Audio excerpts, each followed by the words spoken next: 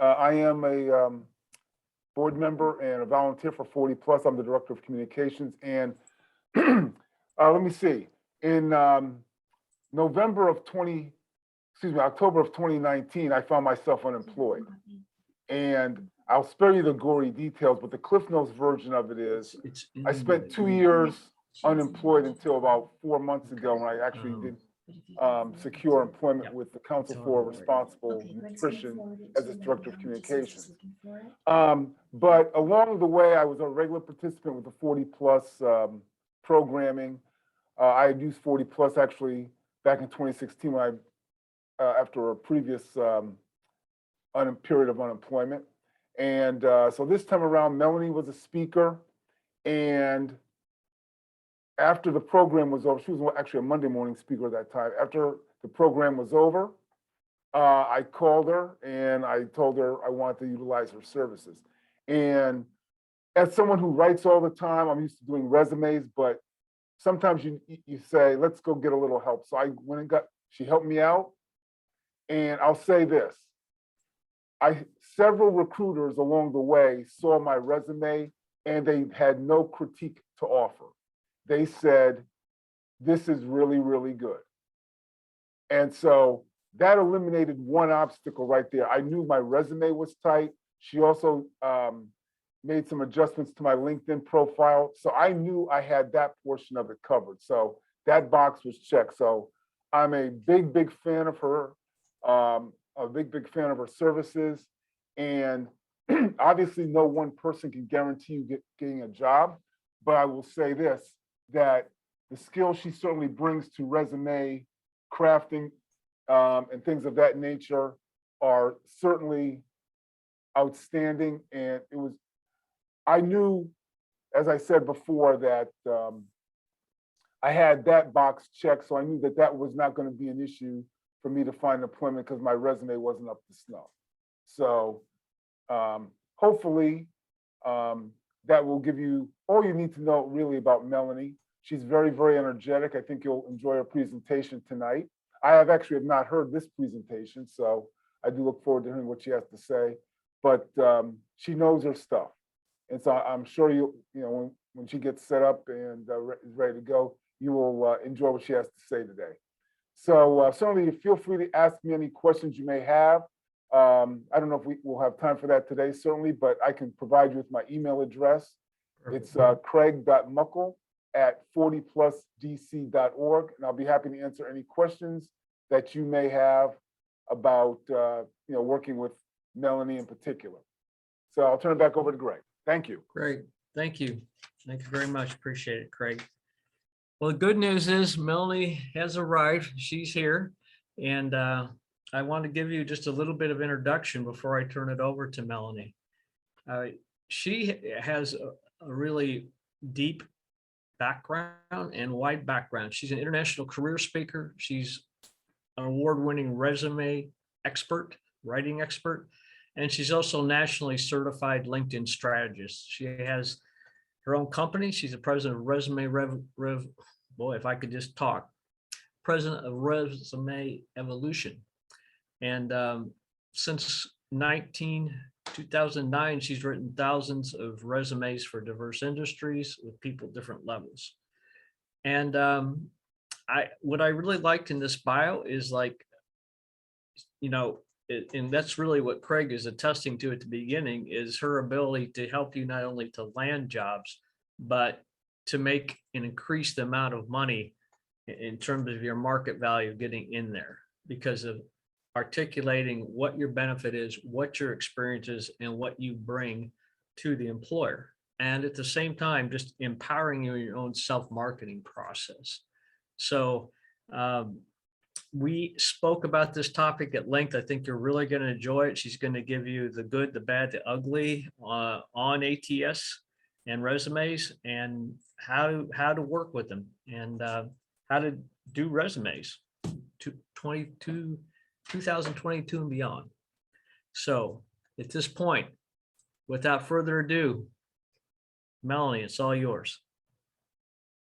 Hi, thank you so much for the warm welcome and the kind words. Hey there, Craig. How are you doing? Appreciate it. I'm excited to be here. And so let's get started. So today we're going to dive into ATS, the truth about ATS. And we're going to talk about how to write a resume that's going to work in 2022 and beyond. There's a lot happening in the job search world around, ATS, job searching, our cover letters dead, all of these different things. And so I wanted to kind of give you guys the skinny behind what's going on, how ATS works, and how you can actually not get your resume caught up in the applicant tracking system. Okay, so let's talk about what we're going to cover tonight. We're going to talk about why highly qualified job seekers don't stand a chance against the ATS and what they can do about it, how to make sure your resume doesn't get rejected or fall into the black hole of nothingness, like I like to call it. And then we're going to talk about 4 components of a winning resume. We're also going to chat for a bit about cover letters. All right. So let's dive into it. All right. So first, I want you to understand how job search works today, right? When you say, okay, it's time for me to apply for a new position, what do you need to kind of know at a kind of high foot perspective, right? So first, you need to understand that your resume needs to speak to 3 different audiences, okay? The first is the ATS. Once you go online, you fill out your application and you hit apply, that's the ATS. Your resume needs to speak to that system to pass through to the next audience, if you will, which is the recruiter. Recruiter is a real person, right? If it gets to them, and we'll talk about that, they are looking for a certain set of parameters in that same resume. So you have to make sure the resume is speaking to the ATS, it's written for the recruiter, and then it's written for the decision maker, right? Because the recruiter, and I want to make this clear, a lot of people put so much emphasis on the recruiters when they're just the gatekeepers. They're not the decision makers. And so it is also important to appeal to them, but most importantly, really, is that decision maker. Because at the end of the day, they're the person that, are going to hire you or not hire you, okay? But you have to get past these first 2 first, right? So I want you to first kind of understand that concept, because your resume needs to hit the needs of all 3 of these pieces. Now, let's talk about ATS. We keep throwing this word around, ATS. What is an ATS? Okay, so I just want to start off by defining this term, ATS. It stands for Applicant Tracking System, okay? Pretty much, it's a software that companies use to manage and automate the recruiting and hiring process, okay? It's what they're able to centralize all their job postings. They're able to filter applications. They're able to sort through resumes and identify strong candidates for their positions, okay? Just think about it. If you're a big company and you're getting hundreds and hundreds of resumes, you can't possibly have enough manpower to go through all of those documents. So applicant tracking systems have been invented to help manage that process. So they're relying on the system to help them to funnel all of those resumes. All right. So we're gonna talk at length about ATS tonight. If you have any questions, do let me know. Because I'm going deep, but I didn't want to get too deep into this. Okay. All right. So just to put this into perspective, 99% of Fortune 500 companies use an ATS. So if you're applying to any big corporation that's well known, they're going to have an ATS system. I don't know what the other 1% is doing. Not quite sure, but most of them, the vast majority of them, are going to have an ATS. 75% of large companies use ATS. So more than likely, unless it's a very small mom and pop, they are going to more than likely have this system in place for you to apply for opportunities. I wanted to share this because it was a great graphic by JobScan. And if you don't know, JobScan is, they're a company that allows you to upload your resume and upload a job posting and help you to realize how well you match the job, okay? So they have a lot of great information about ATS on their website. So if you want, after this, if you want to dig deeper into this thing, because you could go really, really deep, JobScan has some awesome articles and graphics and things like that. So I pulled this just to show you the top 6 ATS used by Fortune 500 companies, right? The Workday, Tailor, SAP, IBM, iSIMS, ADP, and then 93 of them are using other, right? So the top 6 are here. And so more than likely, again, you're going to encounter one of these major ATS systems, all right? So, oh, oops, going the wrong way.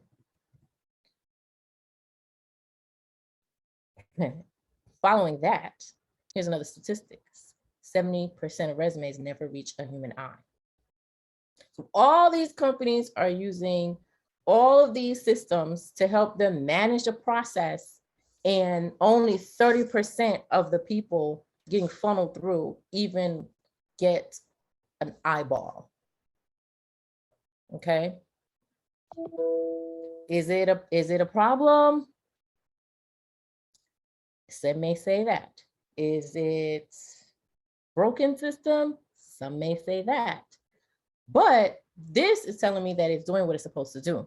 It's helping the organization parse through all that information to get to the things that the system deems worth looking at. Okay. So again, wanted to just put things into perspective. Another thing I want you to recognize is there are 232 companies that produce an ATS technology. And there are about 270 something products out there. So keeping all of this into perspective, I want you to understand the purpose behind an ATS system, okay? And I want you to recognize that they're not going anywhere anytime soon, and they're going to get smarter and smarter as they continue to evolve. But you're not going to stand a chance unless you understand what's happening behind the scenes, right? How can you compete or, get through if you don't understand how it works? So I want to, again, kind of drill down into what the ATS actually does for these organizations. So they post job openings, right? So when you go on Coca-Cola.com and you go to careers, right? And then they let you search. Before you can apply, you have to set up an account, right? But that's where they house all of their job openings so that you can come and apply. So once you start an account, the system is now going to be tracking you and keeping all your information under your name and your account, okay? It's also serving as a screen or a filter. So there are several things put in place to help a company to determine what is a good resume for me to look at. Which resumes are worth my eyeballs, okay? The system determines that based on a preset criterion that allows a system to automatically do this. So when you hit apply and then right away you get a rejection, right? The system is doing its job, okay? Because the HR manager, the hiring manager, they all said, hey, for this role, I need these boxes ticked off. System, if they don't tick these boxes, I don't even want to see them, okay? Through the system, recruiters can send emails, right? So, oh, this looks great. Click, click. An email goes out saying, hey, I'd love to interview you. Let's take you to the next step. Click here, blah, blah, blah. So it's streamlining the process, okay? It also, it allows the company to ask pre-screen questions. They're also known as knockout questions. So if you've ever been online and you've applied for a job and there's like 3 questions they want you to answer, like, do you have a bachelor's in marketing, right? There are specific answers they're looking for. And those questions need to be answered specifically how they want them to be answered for you to be, passed through, okay? They're able to generate reports and search, right? So once you create that account in the system, they are going to have all that information on the back end. So even if you don't necessarily match for the job you wanted, your data is still in there that they can now go back and search if they're looking for candidates for other roles, okay? So they're able to generate different reports. And then they can track the process. So at any given time, any team member, on the hiring team can go in and say, oh, Greg has been scheduled already. This is great. How many people do we have set up for this opening? Okay, great. We have 14 in the running, et cetera, et cetera. So they can track the process. So this ATS is not as simple as a lot of people may think it is, where it's just, submit, apply, reject. It's a full-blown HR information system. Okay, so it's doing multiple things in the background. Now, we've got a question, Melanie. yes. Does the ATS look at the length and amount of pages your resume has? No. Okay. No, in the sense that it's typically not going to say anybody with 5 pages, knock them out. It's not, it doesn't matter how long the document is. What does matter though, that is weighed in the rating, is when it's considering things higher up to be more relevant and more important. So it's weighed higher. Okay, some of these sophisticated systems. All right, there's almost 300 of them. So they're all totally different. And that's one of the issues, is there's no one size fits all solution. They're all totally different. And then depending on how each company determines what they want to see, they're all going to work differently as well. So specifically in terms of pages, no, it doesn't matter how many pages you have. What matters is where the information falls on the page.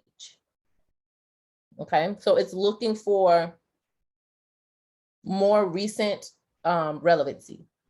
Okay, does that make sense? Okay, so the question becomes, can you beat the ATS? I've seen so many articles, how to beat the ATS. And it's like, can you really beat it though? Right? You have to be like an engineer to truly beat it. Because again, you don't know what's going on the back end.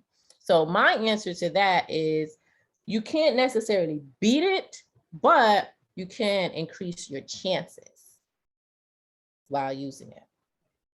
Okay, so you need to do your part.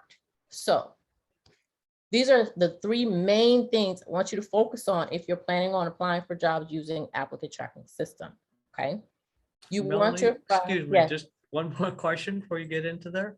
Yes. The question is, does government, federal, state, city, and county use ATS? And the same question for universities and educational institutions. Universities and educational, yes, they do.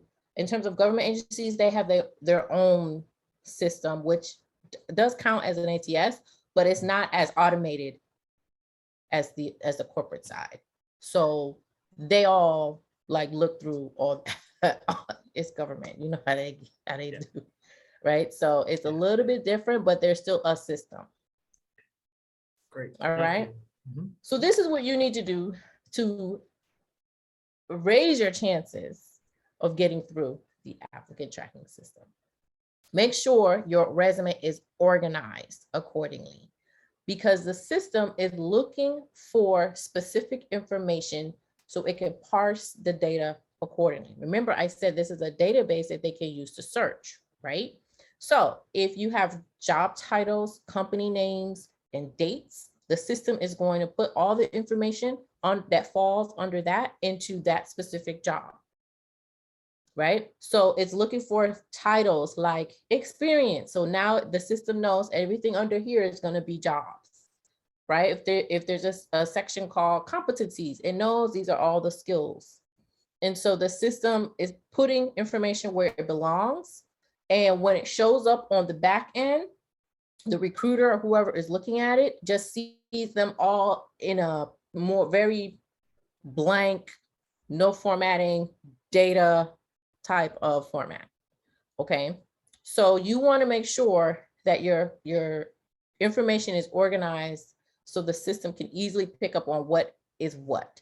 So your name is going to be probably the first thing on the page, so it recognizes this is your name. Some systems can get wonky if you put your initials, your credentials after your name, right? So if you have MBA, it may pick up and think that MBA is your last name, right? So things like that, you wouldn't know. How would you know that that's something you should think about, right? And so you just want to keep things as simple as possible, because again, out of 200 plus systems, they're all different. Okay. Spacing. So it's going to recognize when you have a hard return and know to separate this information. Okay. So if you're using, the paragraph spacing, it's going to look like everything is all together on the other side. Right. And so you want to kind of make sure that your document is clear and clean, and sections are, there's no question what section it goes for what. Formatting. This is a huge one, right? Because so many people go get those Word templates. They go on Canva and get templates. They buy templates off of Etsy, and they're pretty, they're beautiful, but they do not agree with the ATS. Why? The system, remember, it's just a system. It's a machine, and it's just being told what to do. So the machine is being told, read this document how we read, which is left to right, down. Okay. So those pretty documents that have 2 columns, right? Half the page is one column, the other half is another column. It's going to try to read that thing all the way across the page. So if you have something over here that says experience, and then it stops and experience continues, and then over here in the next column, you have education, it's going to read across. So it's going to read experience, education, marketing manager, bachelor's degree in education. And it's going to look jumbled. And that therein lies the problem. The information is not going to get where it needs to go because the formatting was off, and the system tried to read it in a way that it wasn't laid out.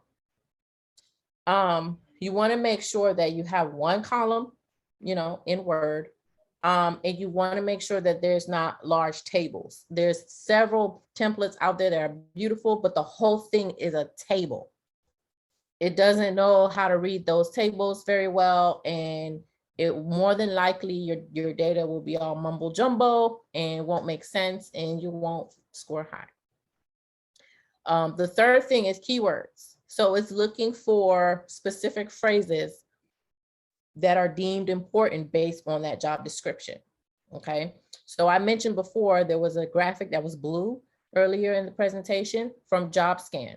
JobScan, again, allows you to put in your resume and then copy and paste a job description and tells you how much you match. The concept behind this is mimicking what a typical ATS would do in terms of your match. So, if I'm looking for a marketing manager and I want social media and I want digital marketing and those kind of phrases, and those are not found throughout the document, you're not going to rank as high, and you're probably not going to show up, in that 70%, in that 30% that gets an eyeball. Okay, so these are hard skills, like I mentioned, and these are job titles. Okay, they're looking for job titles. It could be degrees, right? It could be software in your industry that they want you to know. You have to get familiar with the phrases that these jobs are using in the description, and make sure that you are scattering them throughout your resume to help raise your chances of the system recognizing that you are a strong match. Okay. A tip I want to share with you is if you have a pretty resume, do a file save as plain text .txt file. That's going to strip it of all the formatting, and whatever is there, that's how it's probably going to act in the ATS. So if there are, fancy bullets, which I do like to use sometimes, the bullets will come up as mumble jumble, right?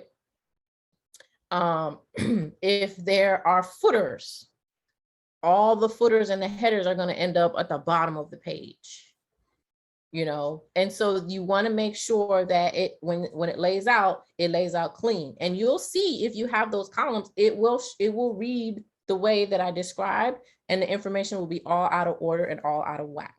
So that's an easy way for you to kind of check to see if your document is formatted properly. I shouldn't say properly, but formatted in a way where the ATS is able to read it. Do I have any questions so far? Melanie, would you advise against then using a PDF file? Okay, so with PDF, you want to make sure that you can highlight the words on the PDF. That's a little trick. So some PDF documents are images, really, on the page.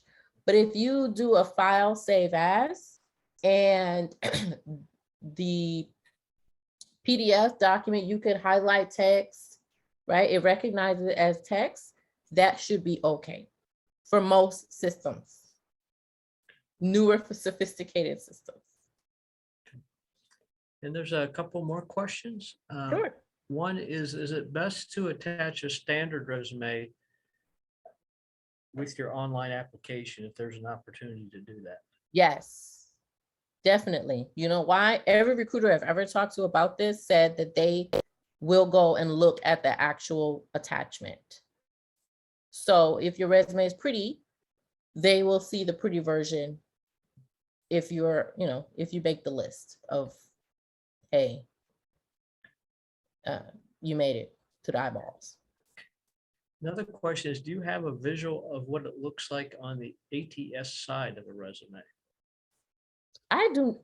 I was going to grab screenshots from the internet. I don't have access to an ATS system. And so I was like, no, the answer is no.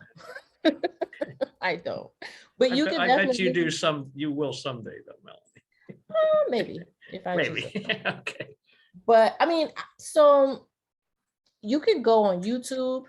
There's tons of videos showing visuals of back-end ATS that you could go look, and they're short, 5 minutes. So you could just take a look and see what's going on. But again, every system is different. So depending on which system you're in, it's going to look different. And this is a follow-up, Melanie, to the one about including the standard resume. Oftentimes, I know on ATSs, they're not giving you an opportunity to submit a cover letter. But I know that sometimes been suggested, like if there's an area to put documents in or resumes in, is it okay to attach your two scenarios? One, could you attach it to a resume, or or just put it in a general area for docs? Sometimes docs could be certifications, things along those lines. What's your thoughts on that? Yes. So if there's not a place specifically for cover letters and you have one and you want to put one, I would use that option where there's documents. I would definitely use that. What I would not do is use the cover letter as the first page of your resume. Don't do that. And we've got a little bit of a drill down on our previous question. It says, if one resume is submitted with an online application that will be both ATS and human audience, how do you satisfy the ATS format limitations while trying to provide a visually, attractive PDF resume for the human audience?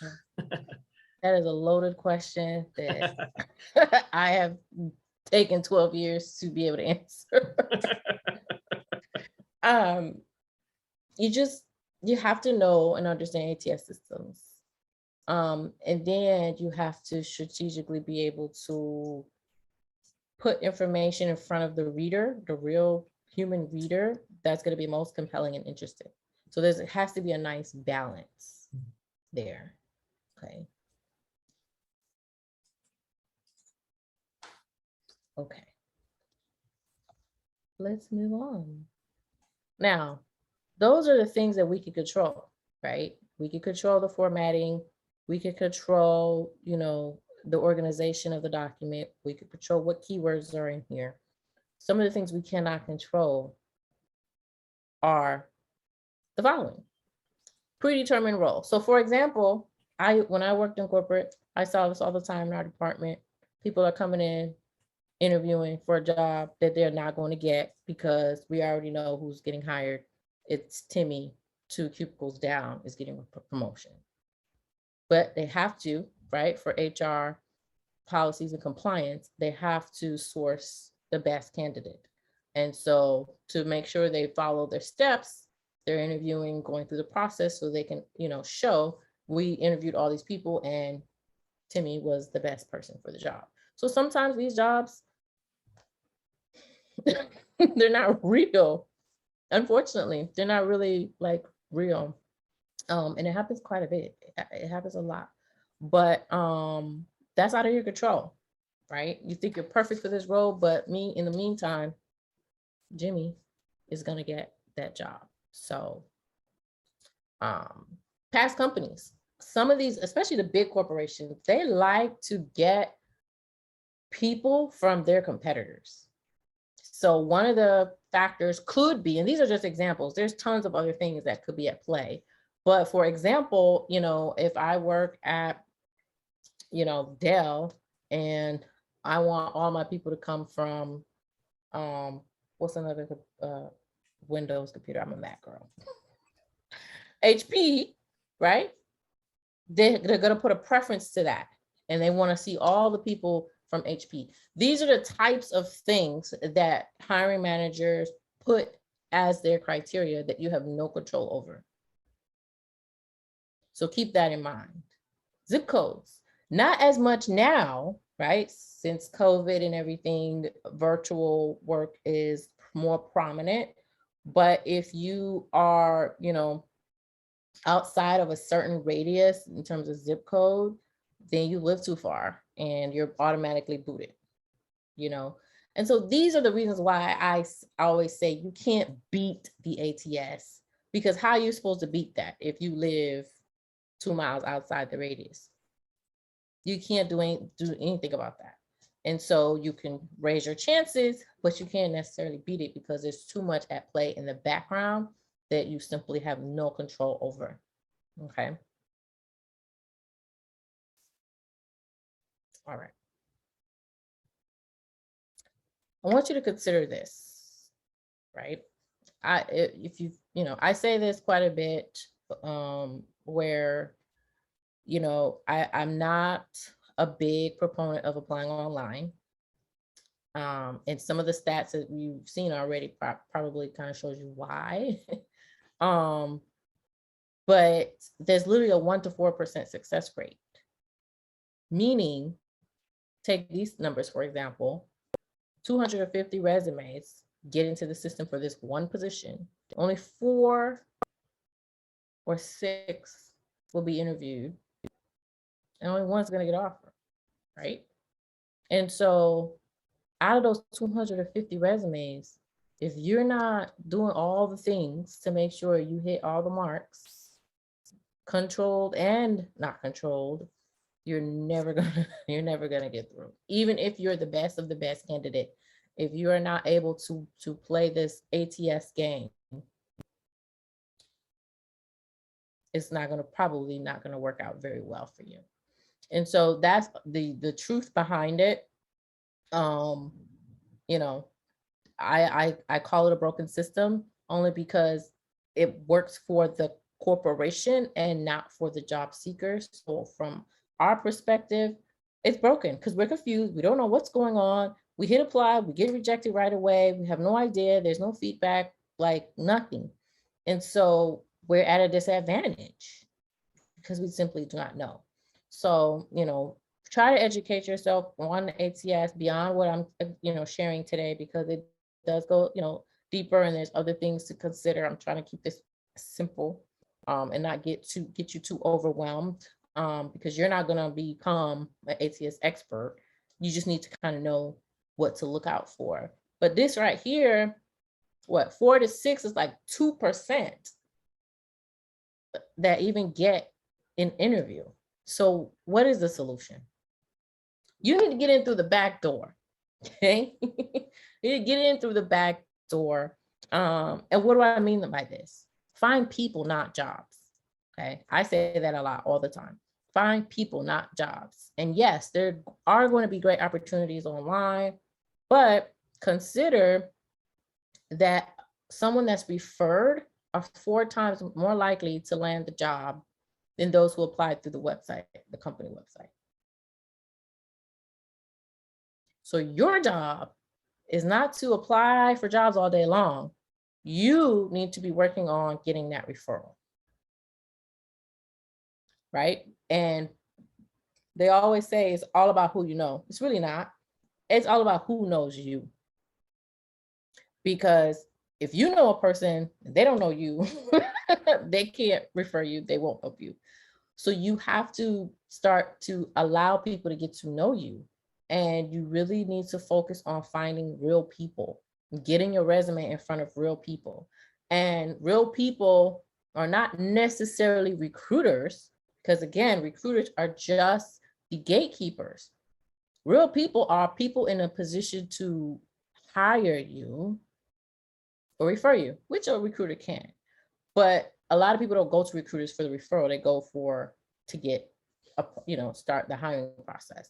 But if you have someone at a corporation, on LinkedIn that's working at a company that you just saw a perfect job for, go ahead and apply. That's fine. But then go and find that person, connect with them on LinkedIn, start a conversation, try to get them on the phone for 5 minutes. We're not asking for an hour meeting, right? A quick call. Hey, I see you work at company X, Y, and Z. I just applied and I would love to get some insight if you have 5 minutes, keep in mind, a lot of these companies, because of this, they know this, right? They know, I think the next stat, wait, I think I have a stat here. No. Okay, so they know that it's much more, it's safer to hire someone that knew someone versus hiring someone off the street, if you will. There's a stat that I didn't include that says someone who got referred stays at a job 2 years longer than one who doesn't refer, that didn't get referred in. So that tells you, right? There's a benefit to getting the referral. So you really need to focus more on not necessarily beating the ATS, although that could be a great, it could be a good place to put your time, but better place to put your time is finding people. Because if you can find the hiring, let's say you find the hiring manager, you connect with them on LinkedIn and they love your LinkedIn profile and they want to talk to you. What is a recruiter going to do? They can't do much, right? You kind of overpass them in the process because the person who's making the decision already expressed interest and they want you. They want to talk to you. And so that's the reason why I say, let's not put too much emphasis on recruiters. They are the gatekeepers.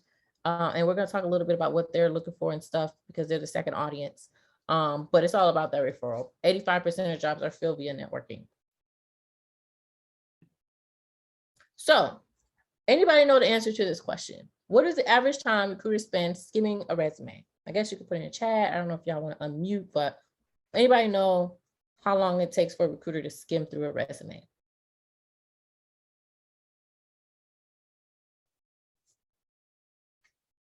Let me see. 1 minute, 6 seconds, 2 to 5 seconds. Yeah. Okay. 5 seconds. Okay. Y'all are close. 1 minute is long. The answer is 7.5 seconds. Used to be 6 seconds. The updated study showed it increased just a tad. Now it's 7.5 seconds. So with that in mind,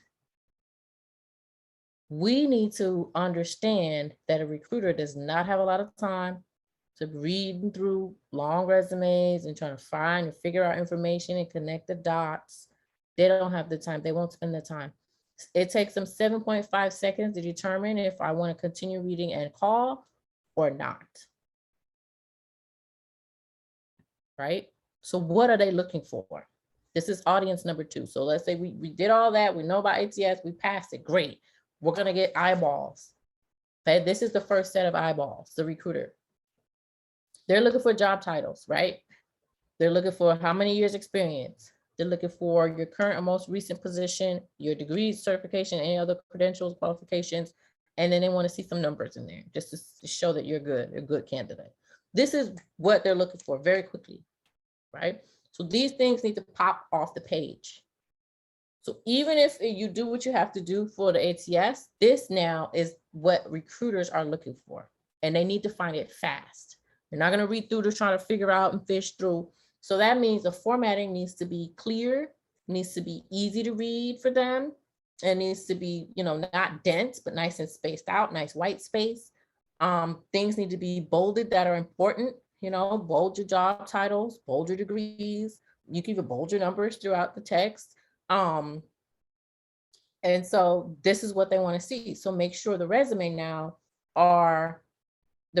is hitting on these things, and you can see it quickly for a recruiter. Now, decision makers, they're going to spend a little bit more time because you're going to be on their team. They got an interview with you. Are you going to be worth their time to interview with? Are you going to be worth my time to block off my meeting for an hour, 45 minutes, an hour to talk to you, right? So they are looking to get wowed. What's special about this person? What have they done? Where have they worked? What have they accomplished? What are they really good at? What's their special sauce? Can they help me? I have a challenge right now. I'm looking to fill this position because I have a problem I need to solve. Can they solve my problem? And then, are they good? Are you good at what you do? Right? And so now this dives deeper into the content. So remember, for ATS, in terms of content, you really just need to hit those keywords, right? Those key skills, those job titles, right? Those different systems, the software you use in the industry. But now for the decision maker, the content needs to be like, ooh, wow, this person looks like a great candidate. Look at all the things they have done. So this is where you really need to make sure you're putting your best foot forward and you're highlighting your value. They want to see, are you valuable? Okay. That's what the resume needs to focus on for them. So I mentioned 4 components that's going to really help you in 2022 and beyond. And this is my framework for writing resumes. I've been writing resumes for 12 years now professionally. I've won 2 awards, been nominated for 2. I have been featured in about 6 books on resume writing. I run a Society of Elite Resume Writers group that I started. I train other resume writers. I'm going to be presenting at resume conferences coming up, and I have in the past. I know a thing or two about writing resumes, right? And so this is the framework that I use to write resumes that capture the recruiter's attention, that help you land more interviews and really position you for that salary increase. That's really what I specialize in, is positioning you for anywhere between 15 and 50K salary increases, because I know how to articulate your value. Okay, so these are the 4 components that will help you. It will cover all of the things we talk about, including ATS, including recruiter and hiring manager. So let's kind of dive into that. Well, before I do should I pause for questions? there's a couple more in the chat here, Melanie. Okay, let's do it. Some are follow-ups from what you covered, but one is it best to simply put a text data version of a resume with an online application, as you stated earlier, and then email a visually attractive PDF directly to the recruiter? That's a great strategy. Yes. And the next question is, person usually uses a MacBook. Does that matter? Should she be using Word for resumes? As long as you're using Word, it doesn't matter what kind of computer. It's more about the software application. So don't use, I think it's Pages, because that's not compatible with a lot of PCs. So Word is, across the board. So that's the safer choice. So it doesn't matter if you have a Mac. I have a Mac and I write resumes for my clients on my MacBook. This is a follow-up when you were addressing using PDFs. And you were mentioning about, I just wanted to make sure I had it clear about highlighting on a PDF. Is that like Acrobat Pro, or is that like a function on any PDF? Is that capability there? You should be able to, however you're looking at it, you should be able to grab your mouse and highlight and see if it pops up, like if it's highlighting the text. If it highlights a big block like that and it's not really highlighting each word, there may be some issues with ATS. Okay. ATS is looking for words. Okay. So let's get into this. Make your resume live. It's an acronym, y'all. Look good. Oops. Look good. So it needs to look good for ATS. It needs to look good for a human eye recruiter, and it needs to look good for the hiring manager, right? Clean formatting. You want it to be modern fonts, right? Traditional colors. You don't want anything crazy. Stick with the blues, the navies, the corporate colors. Fonts, don't do any of these fancy fonts that may not be, what's the word? There's a term for it, but some fonts are not like compatible across the board. They're like special fonts, and maybe, if you download a font and then use that, and it may show up looking crazy on someone else's computer. So just keep it nice, modern fonts, your traditional Calibri. Let's not do Times New Roman though. Times New Roman is out. It was the sweatpants of fonts for resumes a few years back. So we're done with Times New Roman. But yeah, just make sure it looks clean. Make sure all your headings are the same format. Make sure the spacing is all the same. And again, for the recruiter, make sure it's easy to read quickly. In addition to all those things. Okay. What's your recommended fonts, Melanie? I like Calibri Light. Garamond is okay. It could look a little busy though. I don't know how to pronounce this one. It starts with a T. It's like something.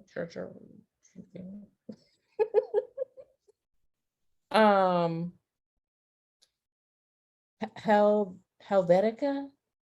I like that one as well. Arial is good sometimes if you just want a nice clean font. I tend to do the sans serif fonts because they're cleaner and more modern. But yeah, those are some off the top of my head. I is for intentional. So what do I mean by that? Well, you want to make sure that you're not just putting information in just to fill up a resume. You want to be intentional with everything you put. Keep it in mind your audiences, right? So keywords for the ATS. You want to stay focused for the recruiter, and start with the wow for the hiring manager, right? You want to make sure you're hitting all the audiences, especially if you're going to be going through the ATS process, and make sure that you aren't making it fluffy and you are really hitting on things that are important and most compelling and relevant to that position. Okay. V is for value-based, right? You want to focus on outcomes. So a lot of resumes I've seen, the biggest mistake I think is people are just writing their job description, just the tasks, what they were hired to do. And this is really about you. This is about what you have done, what you have accomplished. So you want to make sure that you are showcasing your value by showing what you were able to do for other organizations, because more than likely they're going to think, she could probably do that for me as well. So that's about, saving money, right? So save 25% in marketing costs by, and whatever you did to do that, right? Quantifying accomplishments. You want to put those numbers in there for sure. Recruiters and hiring managers are looking for that. ATS probably not so much, but we have to write for all three, right? So quantifying accomplishments, that's going to help you to prove that you're good at what you do.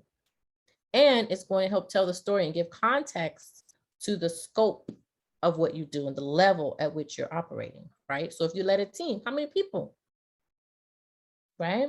You want to start with action verbs, strong action verb, and not managed every word, not managed and led, right? Those are so overused.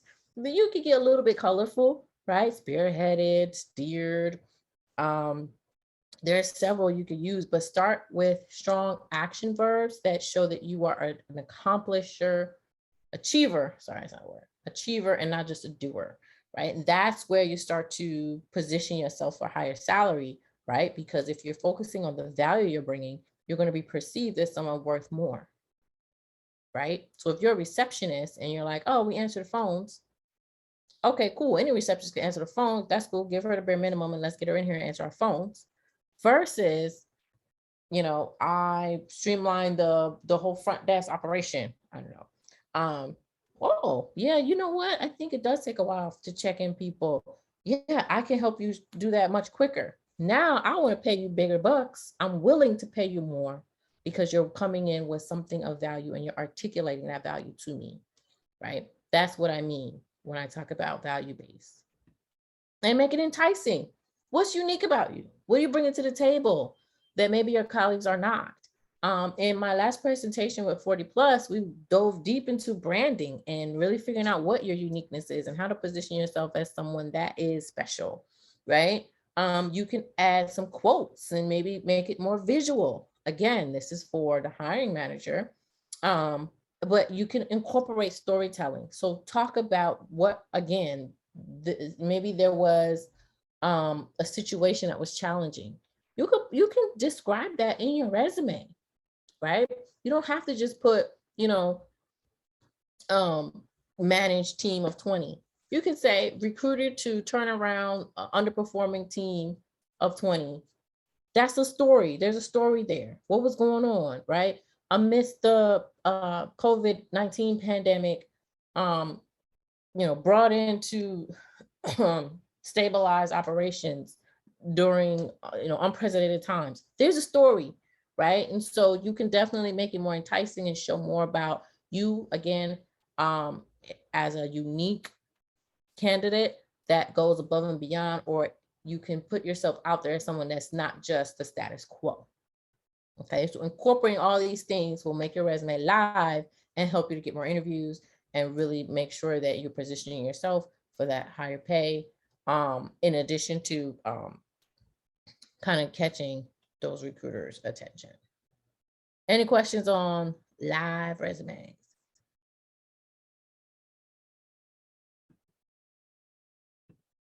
All right, so let's talk about cover letters for a second. Okay. Are they dead? Because I keep hearing cover letters are dead. All over my LinkedIn feed, I'm seeing cover letters are dead. And I'm like, well, I didn't go to the funeral. I don't know. I must have missed the memo. But are they dead? Let's take a look and let's assess some stats. Well, 26% of recruiters say cover letters are valuable. So to me, that's a relatively low number, right? They're not valuable, so they must be at least dying, right?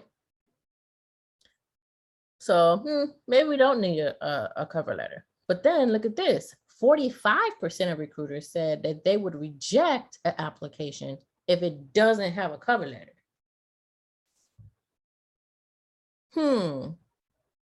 But you don't think it's valuable. Okay.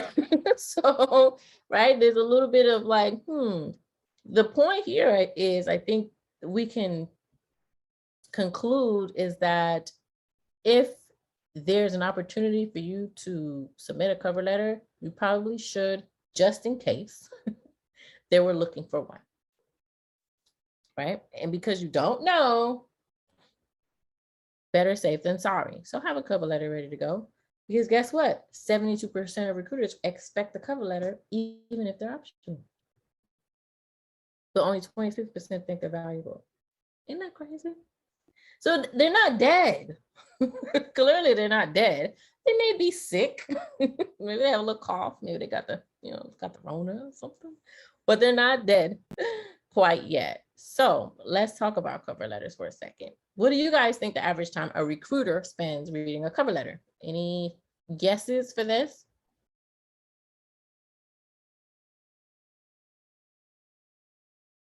No guesses?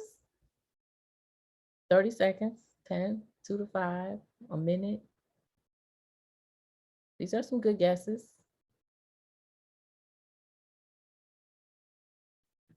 8. 8 seconds. Recruiters don't have time. And just to I feel like I'm giving recruiters a bad rap. Recruiters are very busy. They have a lot going on. They usually have a very high workload, high volume, a lot of very tight deadlines. And so they don't have a lot of time to read through things, right? As much as maybe a hiring manager does, because he's only getting the top 3 or 5. They're sifting through the top, 20, 30, or whatever. And so, just cut them some slack. All right, so let's talk about cover letter strategies. Before we wrap up, I wanted to touch on this. You want to customize your cover letter, guys. When I have a business, and when I was recruited for my business, I could so tell when they just slapped a little template up there, didn't put any effort into customizing it or anything. Take a minute to kind of figure out what the company is about, maybe what's important to them, maybe what's going on right now in the industry, mention something in the news. Just take a minute, because if someone does read it, it will be of value. They wouldn't feel like they wasted their time. Add a wow factor. We talked about that a little bit already, that enticing, right? So maybe there's a quote you can throw in from a past employer. Maybe there's some stats that you want to, talk about. Maybe you can highlight some awards you've won, things like that. But keep it short. Keep it short. 250 words is more than enough. Okay. 200 words is great. 150 words is better. No one has time. Not just recruiters. No one has time. Engage. I put emotionally, that's a strong word, but you want to make sure that it's engaging. So, talk about something that's going to be important to them. Talk about something that's relevant. Like I said, mention something in the news, mention something that they're facing right now in the industry, things like that, to help them like, yeah, I can relate. Yeah, I know, I understand where you're coming from, type of thing. Use strong language, right? So a lot of times it's like, I think this and that, and I believe blah, blah, blah. Just say it. Be assertive, be strong in these cover letters. When you at the end, ask for the call or ask for the interview, right? And follow up as well. Don't be afraid to follow up either. And then of course you want to align your skills and achievements to the job posting, etc. So basically you can use a job description as your cheat sheet in a sense. Again, you could throw in the same, keywords and things like that, just to keep it relevant and make sure that the reader is connecting the dots.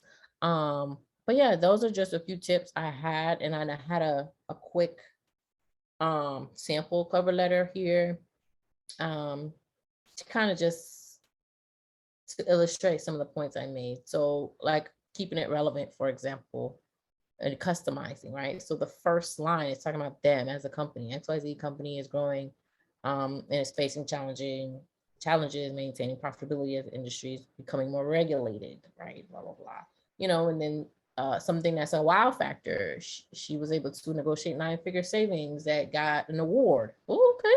Right. And then some of the things that she's mentioning where she's quantifying and then outcomes and keywords and things like that. And then feel free to contact me directly or email me to discuss this more. Thank you. Quick, short, powerful. And we're done. Any questions?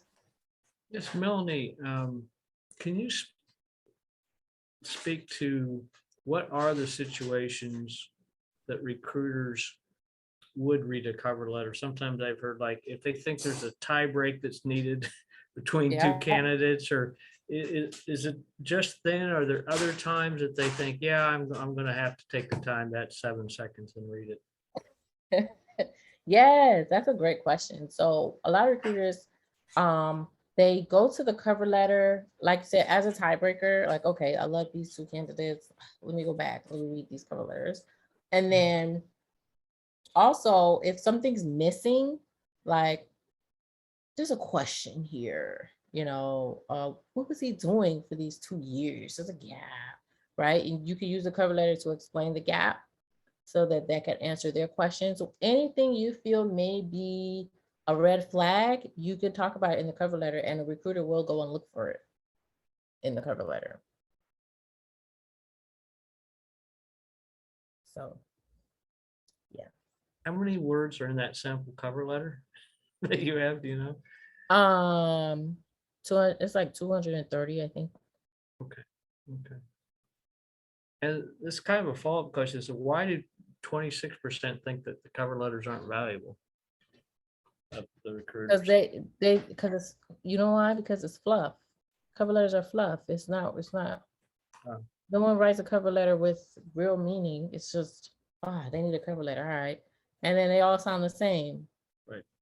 That's why, because no one is putting the effort, energy to writing good cover letters. So now no one cares. So if you have a good cover letter, it's an anomaly. Right. I think that's an excellent point, though. I mean, that's an advantage, right? To take it serious if you're going to write it. Yeah. Yes. If you're going to write it, make it count. Yeah. Make it count. So yeah, that pretty much concludes the presentation. I do have a special offer I would like to present, but if there's any other questions, I'll answer that first.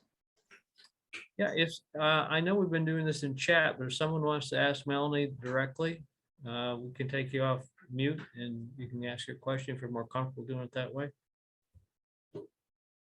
Definitely. Cover letter going into ATS generally. Yeah, it's in there. If you're uploading it as a document, it's in there as an attachment, I believe.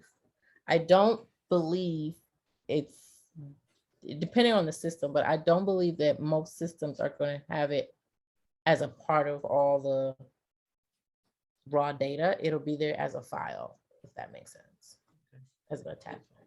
And there's a request to show the slide before this one. Great. And we also have a question that's coming from Kathy Harrington. If we can get her unmuted, let's see here. Good evening. Good evening. Thank you so much. That was a great presentation, but I'm a little confused. Okay. Need a little bit of clarity. I'm looking at the follow of the ATS to the recruiter to the decision maker. Yes. Now, correct me if I'm wrong. The ATS determines what resumes go to the recruiter. Yes. Okay, and this is the question I have. So if you don't design your resume perfectly to satisfy the ATS, you could be the best candidate, then you will not have an opportunity for the job. Or Correct. even to be considered. Correct. So our main focus should be satisfying the ATS. Yes, but also keep in mind that if you do get through, then a real person will see it as well. So it has to kind of, you know, satisfy all three. But you can't get to the second two without the first one. Right. That's why it's So like, yeah, right. it's, yeah, Yeah. it's, thank you. You're welcome. It's kind of a theoretical question, Melanie. Yes. If in fact employers, it's almost like the way you present is like they're kind of even stuck with ATS. I would have to think as a decision maker, it'd be frustrating to think, wow, we've missed some good people. You know, and I always think you want to always hire the best candidate, the best fit. So I'm a bit puzzled. Is there anything in the mix right now that's going to try to modify this? Because, or is it just in line with kind of what we've seen in the past? And I'll ask, especially with this audience, lots of times employers are going to say, well, this person's got more experience, but we have to pay them more money. So we'll bite the bullet, even though it could be higher turnover, and we'll hire someone with less experience and pay them less money. I mean, did that philosophy kind of line up with the ATS things as well? And I guess the question again is like, is there any change in the works, or are we just stuck with this thing? I think we're stuck for now. You know, ATS is evolving, and I think the biggest thing I'm seeing to combat that issue of we're not getting good candidates is the referral piece, right? So as a CEO, as a hiring manager, they're going to look to their network first. The recruiters are going to look to their network first. People they know, people they trust, internal, existing employees. Hey, who do you know? Right. And that's why that works so well, because even if you are a strong candidate, you don't look like a strong candidate because your resume is not up to par. So that's why I feel like it's broken in a sense, but at the same time, it's pretty much doing what it's supposed to do for the company. Right. There now is a big push with video resumes and video applications and things like that, which I think is going to be the next biggest kind of like revolution as it relates to ATS. But the question remains, are they ready for that? Just technologically speaking. I was at a conference maybe 2 years ago, and I said, hey, I had a question. It was a panel. And I said, what are your thoughts around video resumes? Are we still going to keep this kind of Word document? And the answer was pretty much, we're going to keep it as is because it's a database for us. And it's very difficult to measure a video. So until they can figure out how to measure videos, they're going to stick with ATS, but it's definitely evolving and going down more of a visual video path. Thank you. That's really helpful. Okay. Are there any more questions for Melanie before she wraps up and gives you a good opportunity here?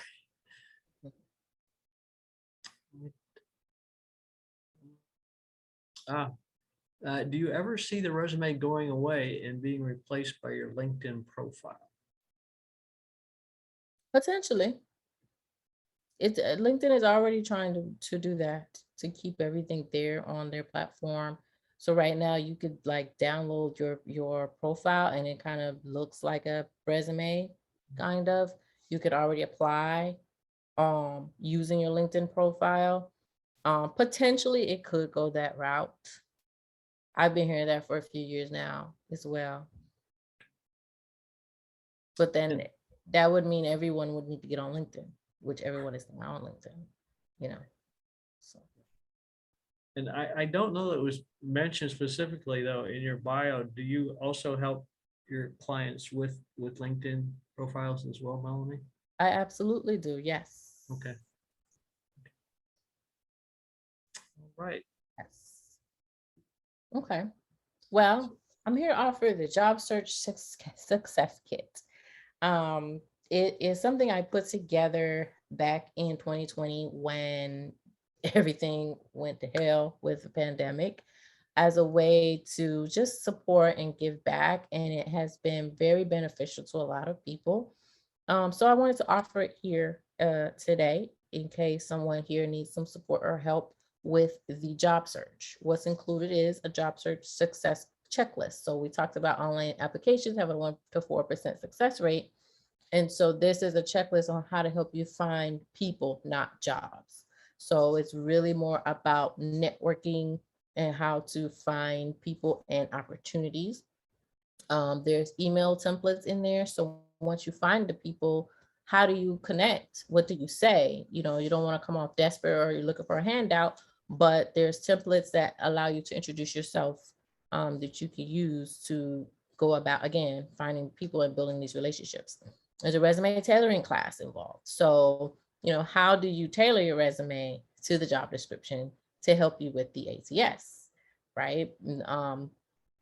That is a a big thing that a lot of people don't do. They don't tailor their resume. They have a resume and they just apply to all the things. But again, you have to understand that each system and each job description has different parameters, different phrases they're using, even if it's the same type of job that you want to make sure you match. So I show you, and it's a video where how you can tweak your resume for each job description.